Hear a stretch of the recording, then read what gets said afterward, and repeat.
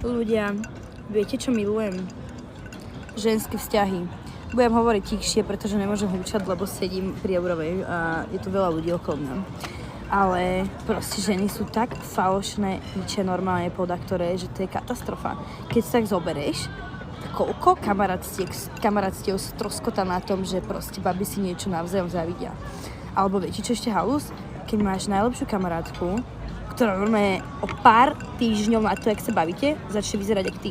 A to je asi 90% podľa mňa ženských kamarátstiev. Alebo také ďalšie typy, ktoré sa tvária, že sú kamošky a ohovárajú sa. Ja som bola zavretá vo vile so ženami, takže viem presne, aké to je. A ja neznešciem hyeny, ktoré proste sa ohovárajú a tvária sa, že sa majú radi. Preto mám málo kamarátiek asi, spočítam ich na jednej ruke. Ale chápete? Ja nechápem proste. Podľa mňa muži majú oveľa krajšie priateľstvo ako ženy. Lebo ženy si všetko zavidia, ale do huby si nikto nič nepovie. Proste, prečo?